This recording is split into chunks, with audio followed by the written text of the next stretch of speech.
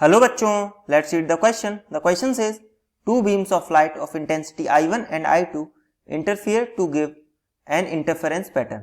If the ratio of maximum intensity to that of minimum intensity is 25/9, then I1 upon I2 is. देखिए सबसे पहले question समझते हैं. Question में हमें क्या दिया गया है. हमारे पास दो सोर्सेज हैं, दो बीम है हमारे पास लाइट की, जिसकी इंटेंसिटी I1 एंड I2 दोनों इंटरफेरेंस करती हैं. तो हमें जो मैक्सिमम इंटेंसिटी और मिनिमम इंटेंसिटी का रेशियो है वो कितना बोला गया है, 25/9. तो हमें I1 अपॉन I2 बताना है क्या है. तो देखिए इसके लिए सबसे पहले हम की कंसेप्ट समझते हैं. अगर क्वेश्चन का तो अगर हम की कंसेप्ट की बात करें तो हमारा की कंसेप्ट क्या हो जाएगा. सबसे पहले तो हमें ये पता होना चाहिए कि I is directly proportional to A square which means amplitude का स्क्वायर. तो I1 अपॉन I2 क्या हो जाएगा, ये हो जाएगा हमारे पास A1 अपॉन A2 का होल स्क्वायर. एंड अगर हम बात करें मैक्सिमम इंटेंसिटी की,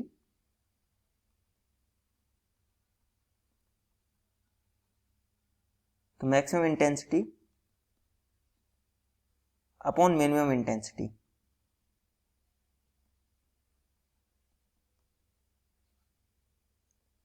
तो इसका फॉर्मूला हमें पता है क्या होता है हमारे पास, A1 plus A2 upon A1 minus A2 का होल स्क्वायर.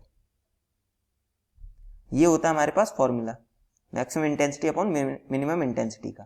अब हम अगर क्वेश्चन की बात करें, हमें क्वेश्चन में क्या दिया गया है, हमें I मैक्स अपॉन I मिन कितना दिया गया है, 25/9. बट फॉर्मूले के अकॉर्डिंग ये कितना होना चाहिए, A1 plus A2 upon A1 minus A2 का होल स्क्वायर. तो हम यहां से अगर देखें तो हमारे पास A1 plus A2 upon A1 minus A2 ये कितना आ जाएगा हमारे पास, under root of 25/9 which means 5/3.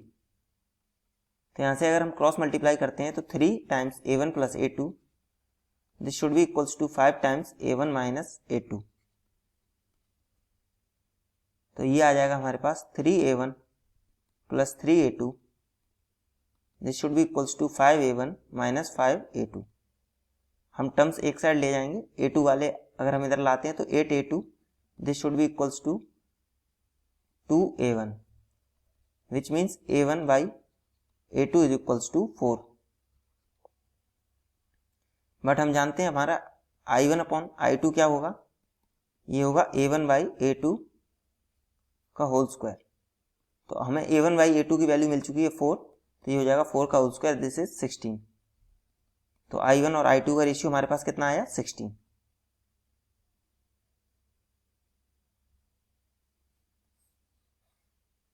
Therefore I1 upon I2 is equals to 16. So our correct option will be option D, that is 16. Hope you understood it well. Best of luck. Thank you.